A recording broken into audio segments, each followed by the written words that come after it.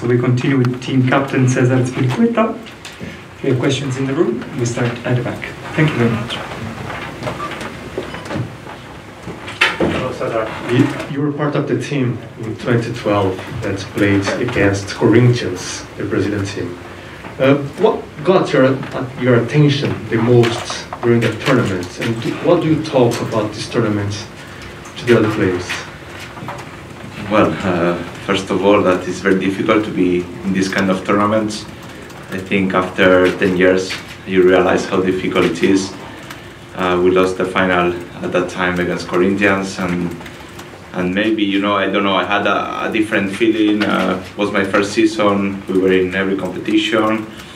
Maybe it looks like it's easier than it does, and then with the time you realize how difficult it is, first of all, to qualify in the Premier League for a Champions League, and then go all the way and win it, and then be here. So we have to make the most of it, starting with tomorrow's game, that it's going to be very difficult, and hopefully that bad experience will help towards the start of this tournament.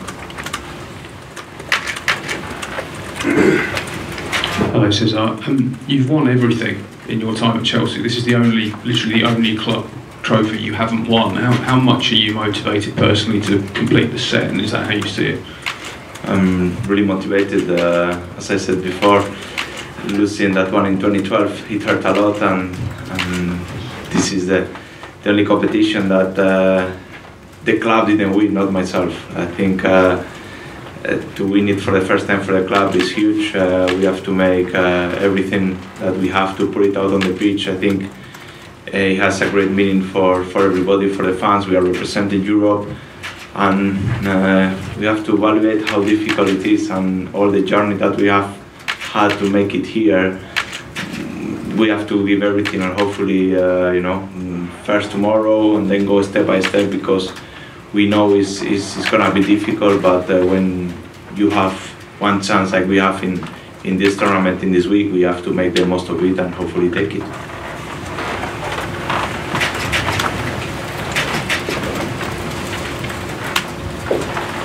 Hi, just following on from that, if I may. It's often said maybe the European teams don't take this competition quite as seriously as maybe the South Americans, but it is a chance for history, isn't it? Could you know, just maybe you could write your names into sort of Chelsea legend, really, couldn't you, of winning this tournament? Does that inspire that piece of history? Yeah, of course. As I said before, Chelsea never won it. We lost the final in 2012, and you know, maybe sometimes in Europe we have a different perception of what the tournament is, but the reality is that it's very difficult to be here, that we are playing against the champions in other continents, and how difficult it is not only to be the champion in your continent, but being here and being the World Cup champion, and that's what we aim for. And you know, of course, we have a huge motivation, and hopefully we can bring it for the fans as well. Hi, Cesar.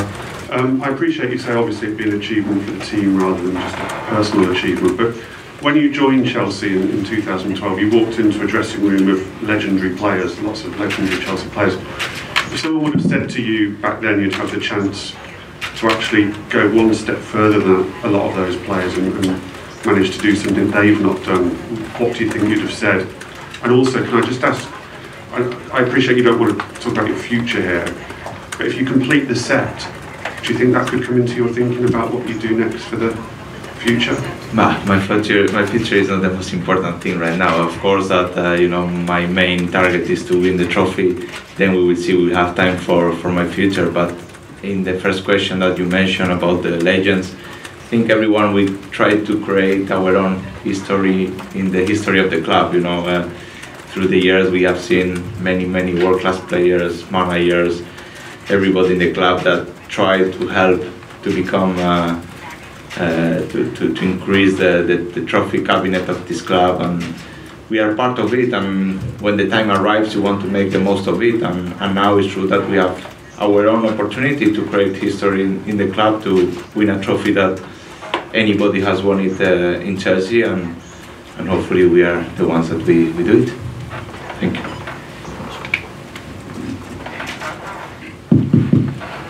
Ibrahim Al-Brayyan, إعلامي من المملكة العربية السعودية. كيف شاهدت الهلال السعودي وهو يلعب عدة مرات في كأس آسيا؟ من تعرف من لاعبيه الدوليين الذين خاضوا في كأس آسيا وكذلك في كأس العالم للأندية؟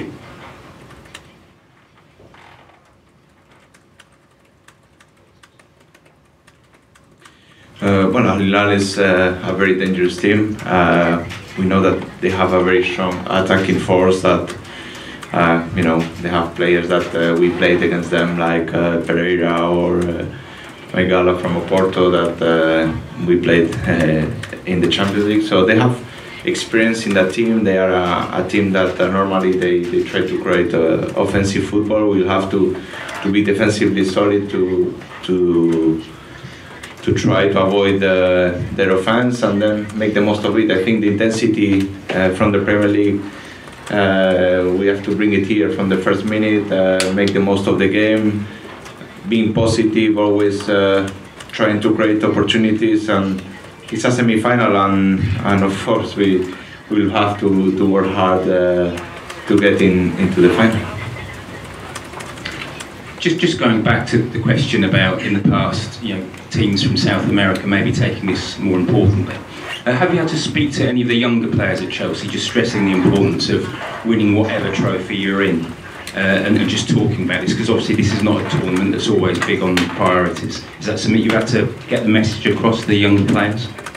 Yes, because I think when we are young, we don't realize, or we think that we might have more opportunities, and then with the time, you see how difficult it is to not only to win trophies but also to get into finals, and of course sometimes you can win, sometimes you can lose, but this kind of tournament is not like a normal cup that you play every year. As of course every competition we enter, we want to win, and this one is a rare one that we didn't play so often in the last 10 years, and I think everybody is very aware how difficult it is and that we cannot miss the chance. Hi Cesar. You've obviously been without Thomas this week. Can you describe what it's like without him and the impact it has without him on the touchline in training, on the touchline in the game? Well, of course we are very disappointed that Thomas cannot be here. It's a situation that we cannot change. That the same as in the FA Cup game, tomorrow he won't be with us here, and we have to be ready for it. Of course, he will be very important in everything in the game, involved in pre-game, during the game. He has a direct connection with his coaching staff, with the dressing room. So, we cannot think farther than this. It's just what it is. We have to adapt. We have the technology now that we can communicate straight away. So hopefully we try to fill the gap, even if it's impossible to fill it. But everybody will need to step up, try to do the best for him as well, because it's an opportunity for everybody. And for tomorrow's game, he won't be able to be with us. Hi Cesar, I don't know if you had the possibility or the chance to see the footage from other Brazilian fans coming over here, supporting the club, the Brazilian club Palmeiras, when they were leaving Brazil. But if you didn't see that, what did your Brazilian friends, Thiago Silva, Jorginho, what did they tell you about how huge is this moment for them, for Brazil, and possibly for other clubs over here? Well, yeah, we could see the images. Tomorrow's opponent is not Palmeiras, so we have to go step by step. But we saw what it meant for the people in Brazil. We had experience in Japan when we played in 2012 against Corinthians.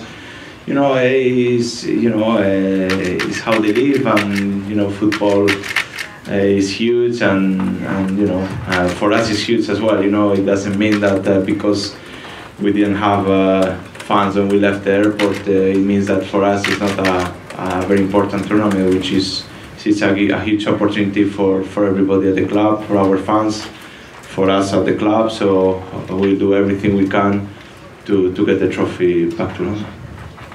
Hi, Cesar. Kepa, when he came, he had a really tough time.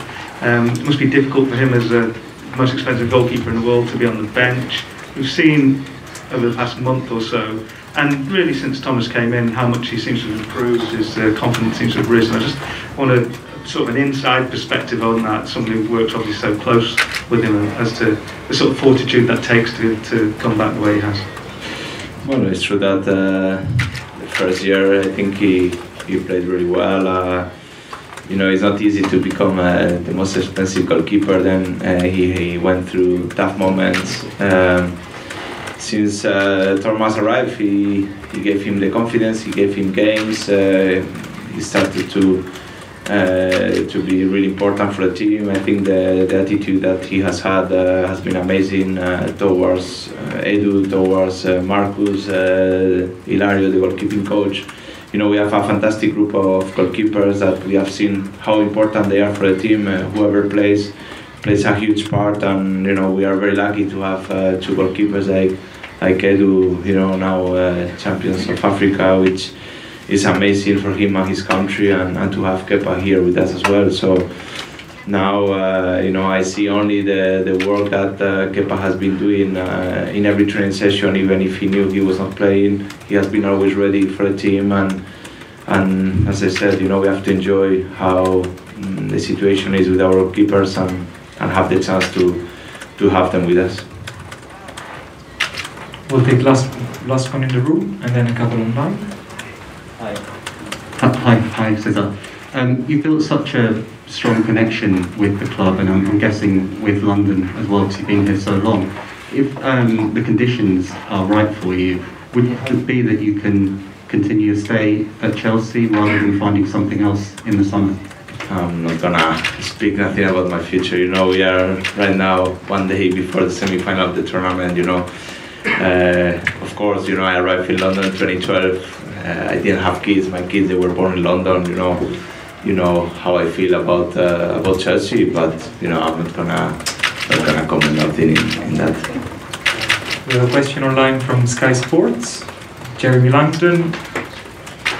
Yes, hi Cesar. Just on the final back in 2012, you had to watch most of it from the bench, but what are your overriding memories of that game, and you know, your feelings at the end, having lost it in such a team full of stars, really?